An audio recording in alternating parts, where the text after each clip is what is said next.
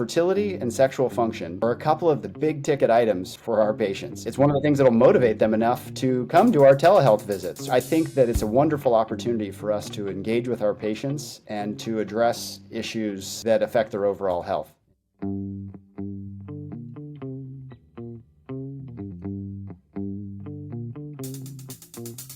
This is the Man Up Podcast, the doctor's guide to men's health.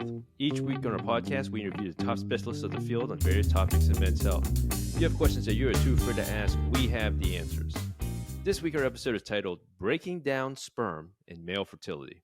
I'm Dr. Kevin Chun. I'm joined as always with my co-host, Dr. Justin Dubin. How you doing, bro? I'm doing good, actually. Currently, the UConn versus USC women's college basketball game is on.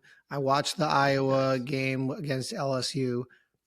Honestly, women's college basketball has really become fantastic. It's just really wonderful gameplay. It's compelling.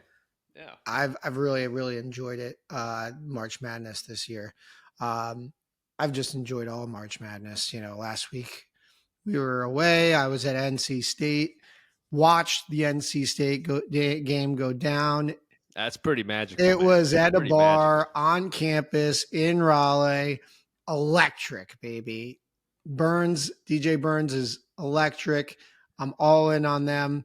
And UConn. I have a future in UConn, but I feel like everyone has a future in UConn. So, you know, it's actually crazy in North Carolina, like in that area, how many universities there are. Yeah. You know, when we were there is NC State, you got Duke, UNC, other ones, but that's the three. I think Wake Forest is in the area. Maybe I'm wrong. No, I think Wake Forest is a little further out, but I mean, those are the big three, and the area is really nice. It's a nice area. There's some great breweries, nice little area. So I've been there a couple of times. I've enjoyed it.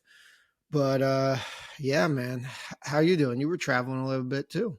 Yeah. Well, I was in North Carolina, spent a little bit of time there for that weekend, and you know, got to hang out with some family, and yeah, you know, it's nice to be back on the East Coast. You know, out here in California, the weather's been a little bit dry, a little bit more arid, so a little bit of touch of humidity was kind of nice. Oh, man, the weather here in Miami has been perfect. Grilled on Sunday. Yeah? Hope you had a good Easter. Sunday grilling was great. Vibes are high here. Just really good weather. Just been outside playing paddle, crushing life. Paddle. So you like really good at it? No, I just play it. I'm okay. I never played a racket sport in my life. I'm just learning now. I just, you know, there's a lot of good data for people who are trying to optimize and improve themselves. That racket sports are actually very, very good. We should actually do an episode on that. That'd be interesting. On racket sports, because there's data showing that, you know, people who play racket sports live longer and also have lower risks of dementia. I think there's probably something to do with fast twitch. So, you know, I saw that. I was like, I got to get involved. I'm a competitive person. I need something to do. And it's a good sport for a long time. And you can play into your older age as we're getting old now. But yeah, so I'm into it. I got a group of guys that I play every Sunday with. And, you know, we usually play for a nice dinner. And it's been really fun. So break it down, because I played tennis growing up, all right? Now I've kind of dabbled a little bit in pickleball here and there with some friends. But tell me the difference between pickleball and paddle. Paddle is basically tennis. It's literally the same exact rules as tennis. You're on a pretty much smaller tennis court, except you have walls, and you can play off the walls. That's pretty much the difference. So you're moving a lot like tennis. And you're moving a lot more than pickleball, where you just kind of you're sitting in the kitchen and just playing, you know, in the front. Wait, so when you bounce a ball off the wall, does that count as a bounce, or do you allow it to hit the ground once more? No, it's about hitting the ground. So it can only hit the ground once before you get it over the net, just like tennis. So it can bounce on the ground once, hit the wall, and then you just hit it correct to the other side. But it has to hit the ground before it hits the wall. Otherwise, it's out of bounds. So you can still have out of bounds. Gotcha. Very interesting. Very interesting. Great. I see a ton of my friends in Miami. It seems like a very big sport out there. There's a lot of courts, and it's really great. Met Ava Longoria one time. Nice. She was a very nice person. Did you say hi to her? Yeah, we were talking. She was fun. She was nice. Very MBD. Nice. Shout out, Ava Longoria, if you're listening. Anyway, so this week's episode, I'm pretty excited about. We have a real expert in the field of fertility, especially men's fertility, Dr. James Smith. He's the clinical professor of urology at UCSF over on the West Coast in San Francisco. And he's the chief medical officer and founding physician at Fellow. It's a company that specializes in male and semen analysis for a variety of clinical applications. And I know that Kevin and I both use these Fellow semen analysis kits. We do talk a lot about them in this episode because one thing that's really important in understanding men's health and breaking down the barriers and destigmatizing the conversation of men's health is providing men with easy access to things that they need to learn about their health, and that includes a semen analysis. You know, in this area, semen analysis is actually really hard to get locally. Yeah. Right. There's only very specific labs. You know, if you talk to Justin and I, you know, we do have some IVF centers that we can kind of refer you to. But in the general sense of things, if you are just someone that wants to know about, you know, how well their fertility is, it's actually really, really hard to find a lab, to get that scheduled, to go over there, produce a specimen. It can be uncomfortable. And so Fellow's done an excellent kind of, you know, first off, the technology is awesome. Being able to kind of mail in a specimen, make sure that you can keep it so that way they can still analyze it when it arrives, as well as just the access of it has been just really game-changing, I think, for the world of male fertility. Yeah, I mean, because guys just don't want to drive around somewhere and then masturbate in a cold, sterile room. It's the bottom line, Most right? people don't. Most people, but they're willing to. But Yeah. I think a lot of guys, if you're telling them, oh, and this is the reaction I usually have is like, oh, you can just do this at your house now. They're like, oh yeah, I'm down for that. I can just ship it out. That's fine. And what's cool about these things is you don't actually even need to see a doctor. You can just go to the website, meetfellow.com, and actually get your own sample. And I've had a lot of guys who do this on their own, and that's how they found me. Or I've had them use other products that are similar, and that they just wanted to test their fertility, and then they ended up coming to my office because their fertility wasn't normal. And you know, fertility can be the gateway or the window to your health in many ways. As we've highlighted, and we will highlight in this episode, there's so many things that go into your fertility, especially male fertility, and how sperm can really be impacted by so many things in your lifestyle, your medical history, your health, that, you know, it can give you the motivation to kind of clean yourself up, get yourself right. So, you know, a sperm analysis is never a bad thing as far as I'm concerned.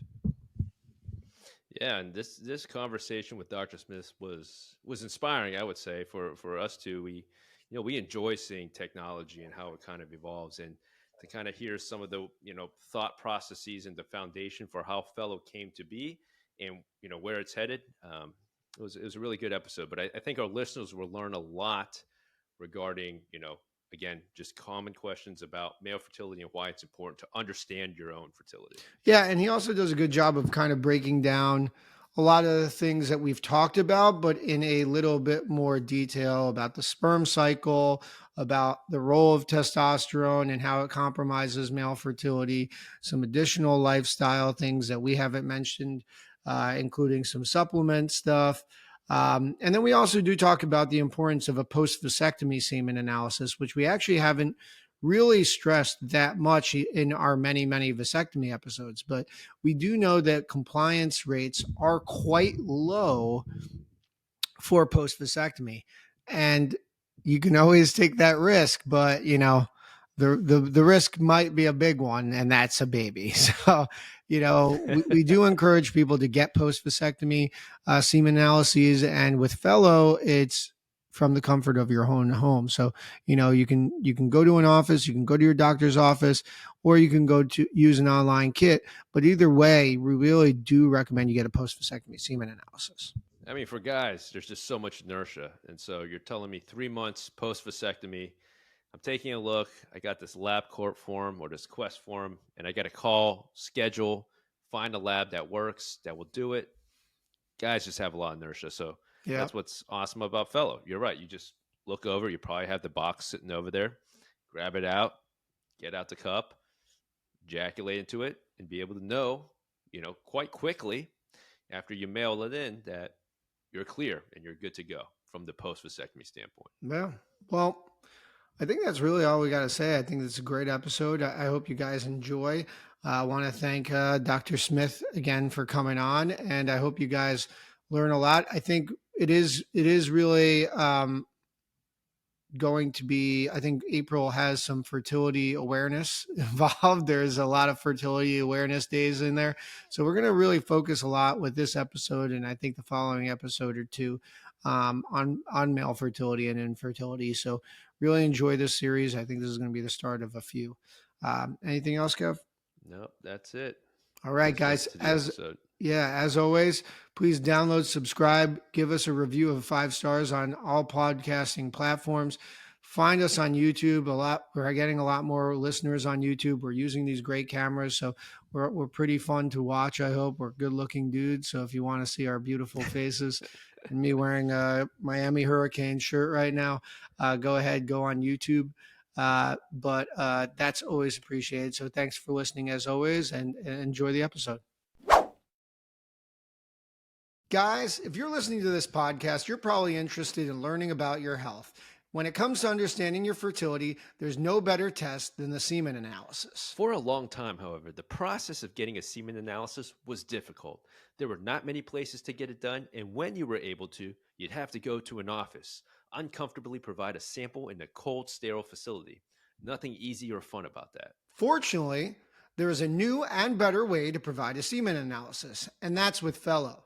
Through Fellow, you get an at-home semen analysis kit that sends you reliable results in less than 2 business days after providing a sample in the comfort of your home. And guess what? If you had a vasectomy and need to confirm that you are sperm-free, you can do that with Fellow from the comfort of your home too. That's right. No more awkward trips to the office. No more worries about finding a doctor who provides these services. Simply go to meetfellow.com. That is meetfellow.com and order your semen analysis or post-vasectomy semen analysis kit, and they will ship it directly to your home. Listen, we both love using Fellow for our patients, but the best part is you don't even need a script. Just go to meetfellow.com and purchase it online yourself. So if you or your partner are interested in learning more about your fertility status, check out Fellow at meetfellow.com and purchase a kit today. As men's health specialists, we know guys are shaving their balls. Yeah, we examine a lot of you, so we literally see it, but we also have the data showing it too. That's right. According to research, over 85% of men trim their pubes. Not only that, but research shows that over 70% of women prefer a partner with at least partially trimmed pubic hair. So guys, we know you're trimming the hedges, and we know that most women prefer you manscape. So if you're going to shave your balls, why not use the best men's grooming kit around? We're talking about Manscaped. With the Manscaped Performance Package 4.0, you get the Lawnmower 4.0 with their all-new skin-safe electric trimmer that protects your balls from getting those cuts we've all had in the past. You also get the Weed Whacker 2.0 for trimming your nose and ear hairs. And let me tell you guys, we all need to do a better job of this. Yep, that's right. Kevin and I both have the performance package, and we really love it. Manscaping has never been easier for us. And for our listeners, we have a special promotion. Go to manscaped.com and enter promo code MANUP and get 20% off your first purchase. Go get your Manscaped products today. Your balls and your partner will thank you. So we're so excited to be joined by Dr. James Smith. He's a clinical professor of urology at UCSF, and he's the chief medical officer and founding physician at Fellow. It's a company that specializes in mail-in semen analyses for a variety of clinical applications. And before we get going, Dr. Smith, Kevin and I are very familiar with your work. We've been following you, and we've admired you for a long time. And we've worked with you to some degree, both of us.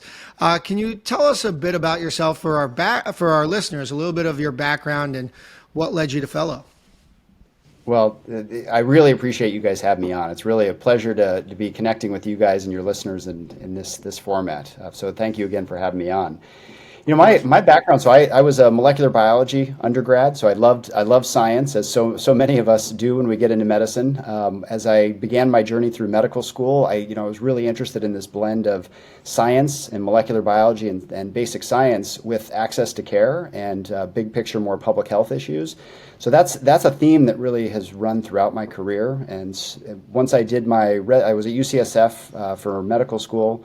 Went to University of Utah, where one of the highlights of my residency was spending about 6 months with andrologist named Doug Carroll. And so I was in his lab under the microscope looking at meiosis cells and just loved it. And I just loved the process of how sperm grew and developed. But at the same time, I really began to see how few people there were, how few doctors there were to help take care of men who had fertility problems. And so I realized that this was kind of the perfect blend for me. So I went to UCSF and did a 2-year fellowship with Tom Liu on the sexual medicine side. And Ira Charlip and Paul Turek and Tom Walsh were some of my mentors when I was on the fertility side. And I got to dive into the science of how sperm are made from stem cell and ion channels and how they wiggle around. But then also just understanding, like, hey, from a health policy standpoint, there are a lot of inequities in getting access to reproductive care. And so that in turn led to me taking a faculty job at UCSF. And I spent about 14, 15 years as a core faculty member at UCSF and was director of male reproductive health there for that time. And it was fantastic. Training residents, fellows, doing a range of research to help move the needle. But about 5 years ago, I was approached by the founder of Fellow, and he had just a lot of passion for what can we do to help urologists and doctors provide better care.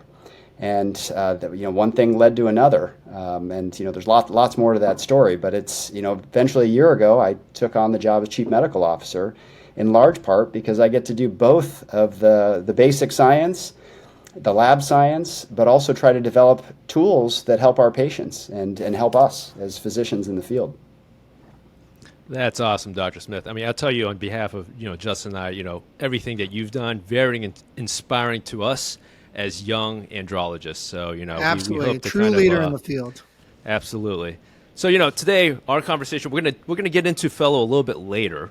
But right now, for our listeners, we're going to really break down a question that a lot of guys, females will have. So let's just start off with a really general question. What is sperm? All right. Well, sperm is a cell in our body. It's a cell in our body, like a hair cell or a skin cell or any other cell in our body that has a specialized function. And this particular cell, its job is to combine with an egg and fertilize an egg and start the process of making a baby, starting an embryo and turning in ultimately into a baby. So it's half of the genetic component that goes into making a baby.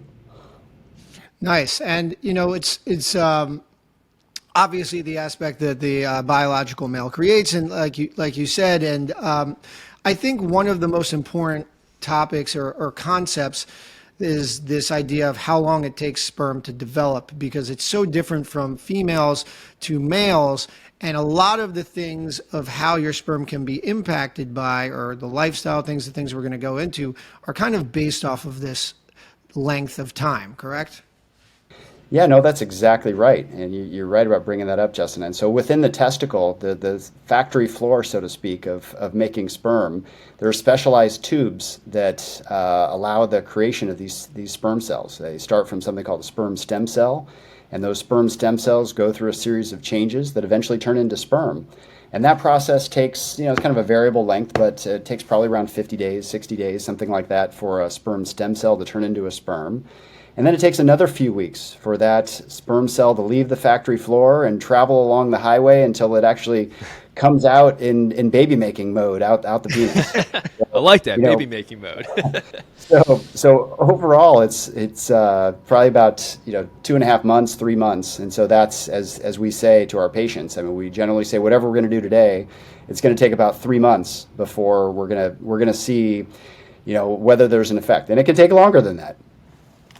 It's a very, very important fact, as we've talked about, Justin and I, on previous episodes. 3 months, right? So things that you're doing We're going to talk about a little later about lifestyle and stuff like that. You consider 3 months for the lifespan or for the sperm to develop. Now, Dr. Smith, when it comes to fertility, there are so many things that can impact your sperm quality. And there's a big focus now on optimizing one's health. So when you think of sperm quality, you can kind of break it down to a few categories that can cause issues, such as production, obstruction issues, and medical problems and lifestyle. So on the last two, we're going to focus on the medical problems. Can you give us some information on potential medical problems or health issues that can compromise sperm production? Yeah, I sure can. I think it's a great question. I think that this is a wonderful opportunity for us to connect with our male patients. I think that fertility and sexual function are a couple of the big ticket items for our patients. And it's one of the things that'll motivate them enough to come to our telehealth visits or to come in person to our clinics. And I think that it's a wonderful opportunity for us to engage with our patients and to address issues that affect their overall health in general. And fertility and sexual function both do that. It's a common, as I'm doing my history, getting my physical exam, and eventually getting lab testing, I'm assessing whether or not they're overweight. Someone who's overweight can absolutely have their fertility affected, whether or not they use tobacco products or marijuana, whether they're taking a range of medications, blood pressure medications can affect fertility, whether or not they've had COVID before, whether or not they've had a recent flu. So if they had prostatitis or orchitis, epididymitis, do I find a varicocele on exam? So there are a whole host of potential problems, and those are kind of the common ones.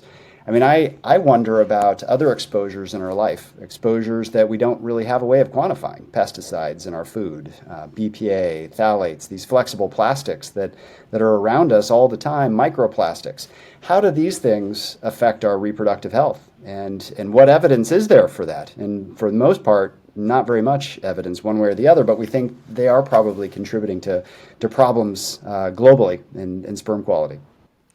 It's a really good summary that you gave there of how, I think a window to someone's fertility is a window to their health oftentimes, right? And exactly what you said. And with regards to the exposures, we have we have a guest who we've already recorded that Yes. We're going to probably play after this, thanks to you, that we're excited to have our listeners listen to. But that is an interesting topic. But when we're talking about medical problems, obviously the things we see all the time are things like diabetes, obesity, and these are problems that people don't associate with fertility, but obviously it can impact them. Now, a lot of that can be reflected in lifestyle. So, what are specific things that you look for that can be correctable, or issues with lifestyle? You mentioned a few that, our listeners should be aware of or maybe need to correct if they're starting to think about having a child. And Justin, when you say lifestyle, I mean, so when I hear that, I mean, there are lots of things that could get bundled into the kind of the lifestyle category. Yeah. What are some of the things that you're thinking about? I'm thinking of the things you said, like a sedentary lifestyle, lack of sleep. We're talking about high stress environment, smoking, marijuana, exposure to hot tubs, so, like all the wet heat kind of things. But what are some other ones? Maybe I'm missing out. Are there other ones that you're thinking of right off the bat that maybe people aren't thinking about commonly? Yeah, no, I think that's great. And in fact, I mean, my whole career, I have thought about those kinds of questions. As I was finishing my fellowship, I sought out a particular kind of grant called the K Award. And so this allowed me to have 3 years of mentored research training. And one of the first projects that I considered was actually a randomized trial where I would compare lifestyle modifications and seeing whether or not that improved semen analysis parameters. Turns out that those are really, really hard studies to do. A few years ago, we looked at antioxidants as part of a big multi-center study. Mm-hmm. You guys have reviewed this, the MOXIE trial. And, we have seen studies, and we certainly think from a physiology standpoint that getting antioxidants in taking supplements could improve sperm quality. But our MOXIE study didn't show that. And I don't know that it definitively says antioxidants and supplements don't work, but but rather that it's really hard to study these things. People have so much going on in their environments. But specifically, when I'm evaluating patients, I do talk to them about their diets. I mean, I do talk to them about fast food. I talk to them about organic diets. I ask them about their weight and their weight changes, and so many men are overweight. And we'll get to this a little bit down the road, but I mean, I've incorporated all of these kinds of questions into the fellow experience, and so these are questions that I'm actually tackling actively now. But so I wonder about their diet, whether they're sedentary or not. I wonder about some lifestyle related things like testosterone use, and are people taking growth hormone or testosterone as a way to try to enhance their overall health, or at least the thought that that's going to work. And I do talk to patients about, do you have a primary care doctor, and are you plugged in? And most of the time, the answer for my patients is no. And they're coming to me, and this probably happens to you both as well, is that they come to us first because this is the thing that is most pressing to them, and I in turn am trying to find a primary care doctor for them to see. Right. Yep. Absolutely. Now, Dr. Smith, you mentioned testosterone. Let's kind of go back on that, because this can be a little counterintuitive for our patients. So let's start off. So what is the role of testosterone in male fertility? Well, testosterone is such an important hormone for men. I mean, it's important for our brain and our bones and our muscles and mood, and it has such an important impact all across the body. It's also really important for sperm production. So, and we can go into as much of detail as Yeah, can you give us a little bit of the background? Because Kevin and I are always saying this, but we don't explain it. So we would love you to have you give a little bit of explanation of, how testosterone really is improving or helping sperm development. Sure. So the way that I like to talk to my patients about this is I'll tell my patients that the testicles really have two jobs. You've got two testicles, you got two jobs. You got some sperm that need to be made, and you've got some testosterone that needs to be made. Within this factory floor, those sperm producing tubes deep inside the testicle, they rely on a very high concentration of testosterone within the testicle to make sperm. And if there's not a high concentration of testosterone inside, you get arrest. You get stoppage of that development from sperm stem cells to sperm. And you get this phenomenon that's called maturation arrest. But outside the testicle, there tends to be about a tenth as much testosterone. So floating around in our blood, we need it for all those other important things, for our brain and our mood and our bones and our muscle and everything else. And our pituitary gland is able to regulate all this stuff. It's the CPU of our body. It's the conductor of what's going on. And so if we have enough testosterone in our blood, then that CPU says, oh, I got enough, I'm all good. And it shuts down the signals to the testicle to say, make your own and have lots of that 10x testosterone inside the testicle where you actually need it. And so for our patients who come in and are taking testosterone, it's telling the pituitary gland, hey, we're doing great. And then the testicle is not doing so great, and it gets smaller and it stops making sperm because it's not getting those signals that it needs. And I think that is such an important part because, I think that people, especially younger men, and we all see it, when they come in and they're on testosterone and then you tell them that you need testosterone to have sperm, and they're like, I am on testosterone. They don't get it. It is counterintuitive in many ways. But I think that key is exactly like you said, is this idea of the environment of the sperm. It's the testicle testosterone level, which, unfortunately, when you're taking exogenous testosterone that's not made by your body, it's not getting to that factory. And I really love that way you describe it. Now, how long can these things impact it, right? And it goes back to that question before, but for guys taking testosterone, how do you typically counsel men who come in who have been on testosterone and really are interested in fertility? Well, the first thing that I do is I get a basic set of labs. I like to see where Right. these guys are. So I'll get a T and FSH, LH, estradiol. Typically, we'll get a prolactin. I've started more and more using 17-hydroxyprogesterone. Hmm. Dr. Yep. Ramasamy in Miami had shown interesting data about using that as a way of measuring intratesticular testosterone. So I found that to be a helpful tool. I'll get a semen analysis. I mean, some men have enough sperm even when they're Right. on testosterone. Yeah. So if I had a man with 100 million moving sperm and he's on testosterone, I may not change him. But if that patient comes in and he's injecting 200 milligrams IM weekly or something of testosterone, and his blood levels of testosterone are 1,500, and he's got 5 million sperm or 1 million, or he's azoospermic, he's got no sperm, well, that's a guy that I'm going to tell him that it's going to take at least 3 months. And it could very well take much longer than that. And I've seen it take much longer than that. I've seen it not come back. But I would tell him it would take at least 3 months. And it's a difficult conversation to have with patients. I mean, they're on it because of how it helps them feel better, or to get performance gains in one way or the other. And so I'm very sympathetic to that. And so it can be a really tricky balance clinically. I'm often will switch them to another medication to try to stimulate testicular testosterone. But it's tricky. Those don't always lead to them feeling as well as they did with testosterone. Yeah, I absolutely agree. I see that a lot in my practice when I do shift them over to the ones that kind of help with endogenous production. Symptomatically, they definitely feel that, and they're definitely kind of looking at when they can kind of get back to the TRT. But what we kind of counsel is that trying to get your sperm back, and once we get that, and once we get you to where you want to, in terms of conception, can kind of head back that way. Now we're going to kind of shift the conversation a little bit to we see in the news a lot. You go on Twitter. You open up your webpage, and they're always talking about male fertility, and it's declining. We're in a dropping sperm rates everywhere. So, do you think that there's basis behind that sperm counts are really declining?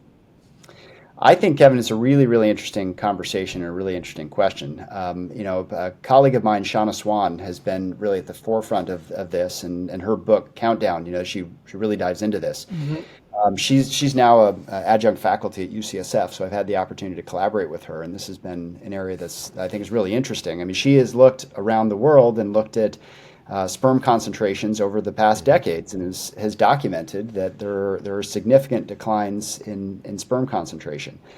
I think if I want to quibble, or many people do argue against there being a change, is that how well are you truly measuring this? Do we have uniform measurements of sperm quality around the world? And we really don't. And I think when I look at the United States, I think a weakness of our systems is we have no national surveillance system for semen, and nothing that's changing over time as well. And I think so it's difficult to answer those kind of questions with a lot of certainty. I certainly am not surprised at that finding. When I think Right. about a world today of 2024 versus our world of 1930, 1924, let's say, I mean, there are just so many things in our environment, whether it's heat and hot tubs. We weren't sitting in hot tubs in 1924, or all of the plastics and pesticides Right. and other chemicals that are in our environment now. I'm not at all surprised to think that sperm numbers are lower. And I think that conversation, especially starting, I guess her first paper came out several years ago, but it's become more in the news. Guys, more and more guys are getting concerned about their health. They're getting concerned about their fertility. Their partners are getting concerned about their fertility. And I think that we're seeing a lot more young guys come in. And so our question to you, if someone is interested in assessing their fertility as a man, what's the best way to go about doing so? Well, I think that critical to figuring that out is to get a semen analysis. I mean, Right. you really just don't have another way. I mean, men will come into us and they'll say, well, Dr. Smith, my semen looks a little thinner, or it looks a little clumpier, or Yeah. it's a little more, it's a little bit less. Yeah. And we've heard those conversations, but without getting out the microscope and looking at the cells under the microscope and counting them up and counting up how many are moving around, you really can't quantify that in any other way. So a semen analysis is an essential starting point to answering those questions from our patients. So, I'll tell you, my clinic, I don't have a lab. And so it is hard for some, we sometimes request to go to LabCorp or, Quest, but it can be difficult. Not all those places have, an andrology lab capable to do semen analysis. So, that's where fellows kind of come in and been a great help to, a lot of urologists out there. So can you tell us about fellow and what you guys do? Yeah, well, boy, I mean, Fellow started because of exactly those pain points you're describing. I mean, was introduced to the founder of Fellow. His name is Will Matthews, as our current CEO, and he really came in with how can I help from a fertility standpoint. And he asked me, he said, what are the biggest pain points in your practice? And we talked about things like cryopreservation and others, but a semen analysis is so fundamental to everything that we do. And my patients in San Francisco come from hours away. Even when they come across San Francisco, it takes 45 minutes to get there. There are huge burdens on patients and we're asking them to produce a sample, to masturbate in a doctor's office or in a lab. Like, how terrible is that? If you were to think of that outside the medical context, that you're like going to do something that's taboo in our society, and you're going to ask them to come do that taboo thing in a doctor's office, and then, I mean, it's kind of mind blowing. We sort of normalize that sometimes, but so that from a patient perspective, big pain point. From my staff standpoint, my secretary would spend 3 hours a day. Even at UCSF, we have a fantastic andrology lab. But she would still spend 3 hours a day scheduling semen analyses for these guys, playing phone tag, trying to set Right. things up. And then my nurses, where's the result from LabCorp or Quest or Right. local hospital X, Y, or Z? Pulling it off the fax machine, or it's emailed to this email address, or it didn't get emailed. Right. And so my nurses are spending hours a day Yeah. trying to sort out where these results are. And then they look at the result and they're like, well, what does this mean, Dr. Smith? Because all you have are these normal ranges. And how do I interpret this? And for what do I actually do? So there were basically those two pain points when we were looking at Fellow. One was this, how can you make a report that's more interpretable? And so we tried to incorporate basically how I would talk to patients about it. And we put total modal count front and center because it's a lot easier to interpret how much sperm Absolutely. is there, how much moving sperm is there than the other things, and how do we clinically think about this? Then the other challenge was, why do we have a 1 hour time? Why is it that we have to get the sample to the lab in an hour? And so that's what we spent a lot of money and a lot of time doing the R&D to try to figure out what leads to unpredictable motility declines. And time, temperature, bacterial overgrowth, and enough nutrition for a sperm were the big ticket items. So we experimented with a lot of preservatives to get the right nutrients, a lot of antibiotics, a lot of temperatures, until eventually we came up with a formula that is able to allow us to predict sperm decline really accurately. So when a sample then comes into the lab, we're able to measure the semen analysis, but then very accurately predict back to where it was 35 hours before. And that's been just such a huge game changer in my practice. I mean, now the nursing team, it's very easy for them. My secretary is able to spend time doing other things. Yep. And patients don't have to drive in. I can do my vasectomy reversal, and they can stay hours away. And they just send in a sample, and we could have a telephone chat or a telehealth chat. So that's kind of how it started. I remember, Justin, back in the beginning when things were getting rolling, I remember being excited that we do 10 semen analyses in a week. I'm like, wow, that's so great. And then just the other, like 2-3 weeks ago, it was almost 450 semen analyses in one day. I mean, I'm sending you probably at least 10 a week. So, I mean, like Kevin says, I don't have access to a lab, and Fellow, especially as andrologist, has been a game changer for us, right? Like, it's the big thing for us, at least from a men's health perspective in my brain, is that idea of doing something at home, doing it in the comfort of your house, something that's so, taboo for many people and makes it uncomfortable. Where, I think the numbers and the way that it's delivered in such an digestible format is also helpful, because the first thing I always tell a patient when I'm going over their semen analysis is I say, there's a lot of numbers. It's easy to get lost in the sauce here. Let me break this down easily. And you guys do such a great job with it that they have a little bit better understanding before they even see me what to expect from me. And I think that we're in an age of information and data gathering, that the more information that a patient can understand about themselves, the more value it becomes to them. And I think it can help them understand and improve the things that we talked about, whether it's lifestyle, things like that. And you actually even have recommendations and comments on that in the forms. But I found it incredibly helpful. And I think it's really been a really important part for my practice and also for my patients' care. Well, I really appreciate that feedback. I mean, I really appreciate you saying so. I mean, I think that's something that I'm excited to be part of the team here, because I mean, I'm trying to share that with our patients. I mean, I share that with our engineering team and the product team that's actually making all of that stuff look that way. And I'm excited to be part of a team that really puts patients and doctors first. Yeah, and I think one thing I do want to mention that I found interesting about Fellow is that we're talking about it that, oftentimes Kevin or I in the office are referring patients to the site or giving them information, or we have boxes in my clinic to register them in the office. But this is something that patients, if they're interested, or people, if they're interested, they can actually do this on their own accord by going to the website, which is also very good for people to know, because I've actually had a lot of patients come to me after using a Fellow kit who found it on their own, and then have come and said, hey, I think I have a problem with my semen analysis. Can you explain to me how I can get help? And, that's how you diagnose people with things like diabetes. These are people who haven't gone to the doctor in 40 years. And so, if you're listening and it's something that you're worried about going to talk to a doctor about, you actually don't even have to see a doctor first to actually start exploring your health and learning about yourself.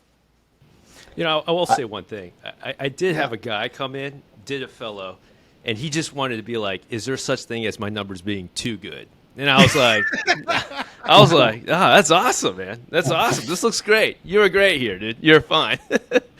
Yeah. But it is important. It's important for people to know, what you've done is you've made it accessible both for the patient or any person and the providers who want to help their patients. I agree, and that's a big thing. I was connecting these dots between that kind of the side of me that loves the molecular biology and the science, and the part of me that likes access to care. And the semen analysis, when it's difficult to get, it's uncomfortable to get, it's expensive to get, and insurance isn't covering it. By breaking down barriers, making it pretty affordable and easy to get for anybody. I'm excited on the one hand to make it a wedding gift, and we put it on the wedding registry, and people get hey, look, if there's a problem, they need to know about it ahead of time. They can come see Kevin and Justin and get fixed ahead of time. The other part that I am really excited about too is that when I think about from a science standpoint, I get a lot of questions in my practice about, hey, does this drug that I'm on, does it affect my fertility? And the FDA came out in 2017 with guidelines for testing fertility when there's a drug, whether it's a tyrosine kinase inhibitor or something else. But they give recommendations that fertility testing should be done, but it's often not done, mostly because it's so difficult to do. And so I'm excited to be able to facilitate that kind of research. And more I'm getting requests from our scientific colleagues to use Fellow and to bake it into clinical trials. And I also see that as a great way of breaking down barriers and access to that kind of information, to look more at surveillance systems for semen quality. So I think there are a lot of great opportunities. Yeah, and one thing that we haven't talked about is the post-vasectomy semen analysis. Now, this is something that we all do vasectomies, one of our favorite surgeries. Kevin and I have talked a lot. We've done multiple episodes on the vasectomy and stressed the importance of the post-vasectomy semen analysis, which is the semen analysis after about 2 to 3 months or 20 ejaculations, that confirms your vasectomy has worked and you have no sperm in your ejaculate. And while it's pretty simple for clinics to run, I do feel that we've always had this issue of patients not doing it. Now, can you kind of just highlight what Fellow is doing differently and how it can provide people who kind of don't want to have to come into the office to provide a semen analysis again, what we can do for them? Sure. Yeah. So the PVSA, the post-vasectomy semen analysis, is such a common part of urologist practice. It's so widely used in large urology, private practices, small urology practices, academic practices, the VA, county hospitals. I mean, it's such a prevalent procedure, such a high volume procedure around the country. Our AUA guidelines state that you should get a post-vasectomy semen analysis around 3 months, as you said, afterward to check. In my own UCSF practice, I would say, despite me telling patients, get this done, got to get this done, maybe 25, 30% of my patients were actually getting it done. Despite me saying, get this done, get this done, get this done. In practices that really, really are calling and scheduling an appointment ahead of time and doing everything that they can, practices might get up to like 60% compliance, something like that. I mean, the literature ranges like 25 to 70%. And those are typically in a single center where they're like really, really trying super hard. So we've looked at this, and the customer service and high quality customer service is really, really important to Fellow, making sure that doctors and patients have a great experience. So there are text message reminders, there are email reminders. Once a patient's registered their kit, the Fellow knows about them and is basically doing the work of the doctor's office staff. The doctor's office doesn't have to do it anymore. And so the Fellow team is providing pretty simple reminders that, hey, get this done. So we looked at this and analyzed data on about more than 10,000 guys who were followed for more than 6 months, and are going to present this at AUA this year. But what we've seen is that compliance in these guys is in the mid 80s, and so better than. Yeah, better than 80% of the time, guys are getting their test done. And it doesn't matter whether a guy was in a large practice, a small practice, an academic practice. And that's unique. I mean, there's never been a system that improves access to this really important fundamental piece of post-vasectomy care like Fellow. And because of the great customer service, and it's easy to do, it's at home. There have been other mail-in approaches, but they've been more like a 50% compliance. So it's kind of all that easy to use, text messaging, the whole package has worked really well. Absolutely. I mean, I will tell you, since we started using it in our practice, the compliance has been just so much higher. It was always kind of a chase around trying to get the patients to do the 3 month, go to the lab. And so definitely I can see that. I see that I can see the increased compliance. I would just take. It's great for me too. Yeah. I mean, I think this conversation about post-vasectomy compliance, it ties in again. I want to do everything I can to help improve access to care. And so I'm also have been looking not only in the post-vasectomy compliance, but also in just getting a regular semen analysis done. So this is a project that we're working on now. And so while that's really good for, mid 80% range across the country, large practice, small practice, like every practice, it works really well. We've started looking at how compliant people are with the full semen analysis, like the regular fertility semen analysis, and it's even better. So, there's even as motivated as people are for the vasectomy check, and they'll dive into doing it's no problem. It's about 10% better for fertility semen analysis. So when you order that test, it's almost certain that the guys are going to get it done. And I see that as a pain point in my practice. I order just a standard, hey, go to LabCorp. They come back in a month and they haven't gotten it done. Yeah. Well, why didn't you get it done? Or where are the results? And they come back and they waste the visit because we can speculate about what their findings are. But so we're looking, we'll submit this to ASRM. One of the things that along these lines that I'd like to give a shout out to my colleague, Dr. Alicia Talani, who's an REI fellow. She just presented data over at PCRS, Pacific Coast Reproductive Society, and she was looking at whether or not education, income, and race were barriers to getting the test done. And she found that for about 11,000 guys who used the test, that didn't matter whether someone was black or white, rich or poor, that they got their kits turned in at extremely high rates. And so that's just another aspect of the access to care puzzle that I'm excited Fellow is helping out with. That's great. That's really great. So Dr. Smith, we got you on, and we want to be able to share to our listeners you're just such a great specialist. So can you give us how you counsel your patients, basically, on a quick breakdown of what you are assessing in a semen analysis? Well, I'm assessing a person's basic chance of trying to conceive. I think from a big picture perspective, what I'm trying to get out of the semen analysis is how much moving sperm is there? What's the total number of moving sperm? I'm trying to see whether or not a person is, pretty good, and I'm thinking like, are they 40, 50 million moving sperm? And that person is likely to conceive with just having sex. And so we spend a lot of time about just timing sex and sex with ovulation and trying to optimize that, lubricants that might be potentially toxic.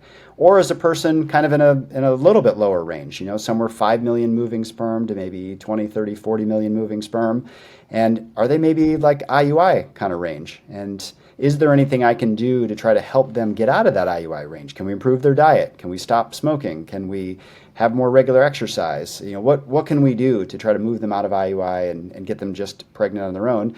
But by the same token, I'll reassure them that, people conceive with 10 million moving sperm. Maybe it's going to take a little bit longer, but as long as you've got at least one sperm in there, it's possible to conceive. Mm-hmm. Men with 5 million moving sperm or less, I'm generally thinking about doing IVF, but I'm thinking about the same thing. What can I do as their doctor to help improve the quality of sperm, but also trying to give them some hope and some reassurance that, just because you have 1 million sperm, that's low, but you may be able to conceive, and it may not take 3 months or 6 months. Maybe it's going to take a couple of years. And if you want to accelerate the process, there are some other fertility treatments that we could do. I think that's a great summary. And I think that, one of the interesting things with semen analysis, which you really alluded to, and I tell my patients the same, is even though your numbers may be low, sometimes other numbers, when you're using especially total motile sperm count, which is the important one, even if you're lower in some levels, other levels may make up for it in certain ways to, actually improve your quality in a way that, you don't anticipate, or, if you can't see the big picture. And I think it's important to talk to a specialist about this. But, I often see guys who have a low sperm count with a partner and they're worried. They're like, someone told me it's impossible to have a kid. I mean, I'm like, listen, you have 8 million total motile sperm count. It's lower, but it's not impossible. And, they've had 2 kids already naturally. And it's one of those things where they're told that it's a miracle baby or things like that. But I think setting expectations and understanding your levels and understanding your fertility status is very, very important, as you said. And I'm not a math guy, but I know all you need is one sperm. So is it more difficult? Of course, it's much more difficult potentially, but it's possible. And I think there is an inherent bias because, there's probably people walking around who have a concentration of 7 million who have 2 kids and we just never know, right? There's a lot of things going on. I think, Justin, to that point, I think, people worry too much about morphology. And that was and exactly I think what that, we're going to ask you next. Exactly what we're going to ask. We're going that way. I mean, because, morphology, we look at that, and if we were to go back 30 years, then morphology was a more accurate predictor of fertility success or IVF success. But the test has just gone so stringent on just calling things that are well within the range of normal for a man, calling it abnormal, that the test has approached meaninglessness. I mean, I think there are some abnormalities that are just clearly bad. Mm-hmm. Globosospermia, right. Pinhead sperm, lots of them, bad. If somebody has stump-tailed sperm and they have a motile cilia syndrome or Cartaginers mm-hmm. or something like that, dysplasia of the fibrous sheath. I mean, these are kind of rare conditions, but these conditions absolutely can affect problems. But I mean, our run-of-the-mill morphology assessments have just gotten so strict that we see pregnant couples, where they've got 1% normal morphology. But to say to somebody, oh, you've got 5% normal morphology, hey, you're all good, and 4% is suddenly bad. I mean, there's a breakdown in how morphology is assessed. I'm proud to be part of the American Society of Andrology, and the ASA leads training sessions for staff, and these are outstanding training sessions every year, and it's a whole day course on how you can learn to assess morphology. That being said, it's still very, very difficult to assess. I think that there is a lot of opportunity for us to understand male reproductive health in semen. I think that there are a lot of tests that we can develop down the road, and that's something that I'm excited about spearheading as Fellow grows. This will not be the last test that Fellow has, but developing tests that understand fertility from semen, there will be more to come. There's a lot to learn there. It's exciting times. Exciting times. Dr. Smith, we talked a little bit about it before we started this podcast, and so I just want to get your thoughts. Who do you think should be getting a semen analysis? Because there's no set that's things like in terms of screening or anything like that, or any sort of guidelines necessarily. But who do you think in general should be?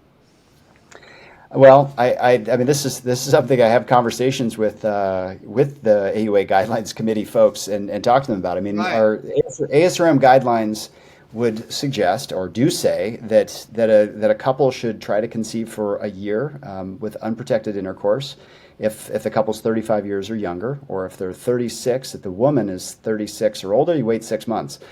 I frankly just disagree with that. I think that a guy should get a semen analysis way sooner in the process. It's an inexpensive, easy to do. In the case of Fellow, you can do it at home. It doesn't cost too much money.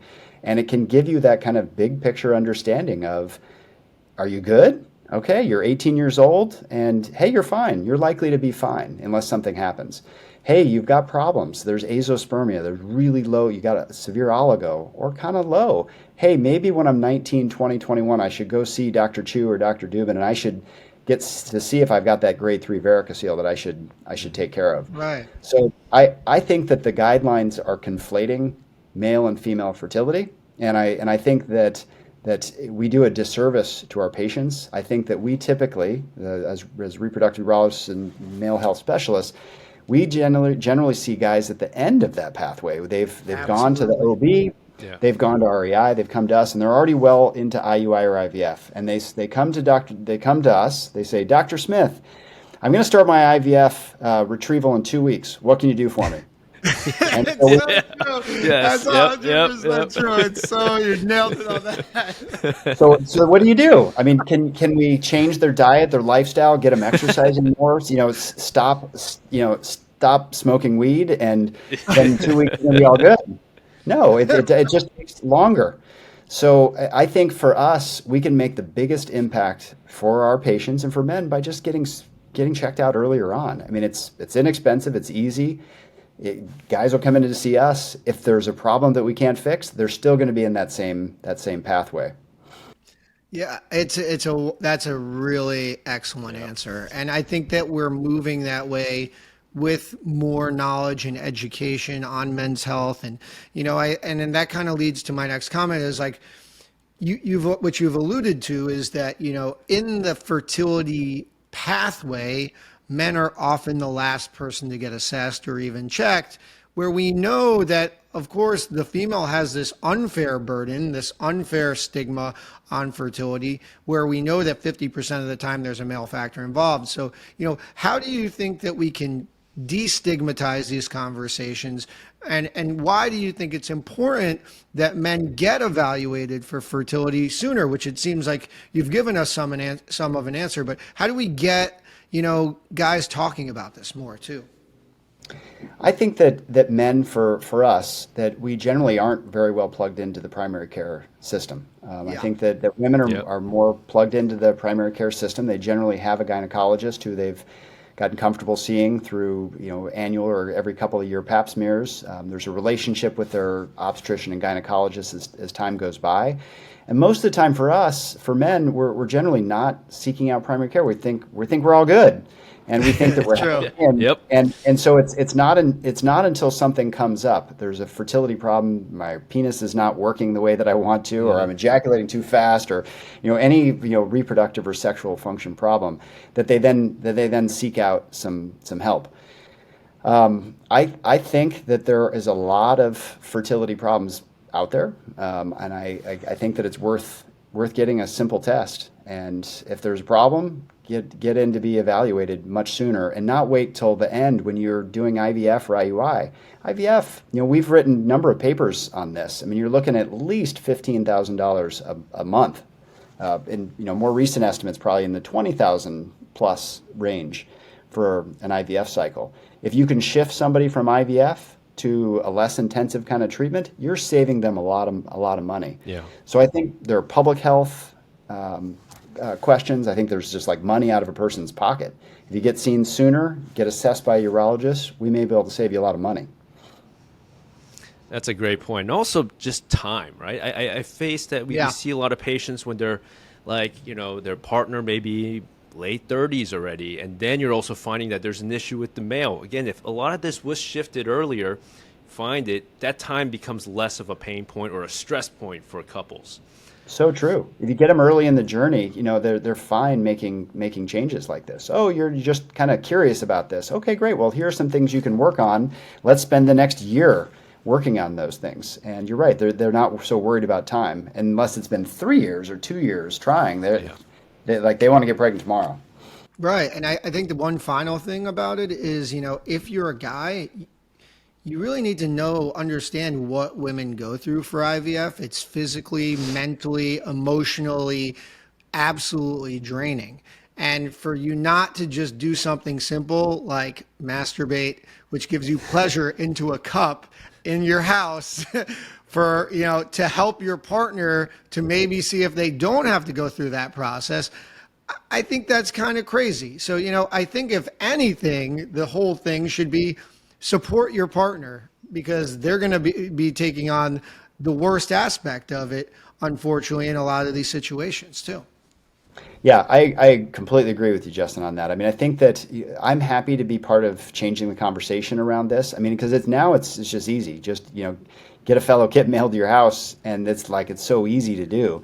But Right, before the it really is. conversation, before the conversation would be something like, okay, where do I get one done? Oh, my LabCorp doesn't do it.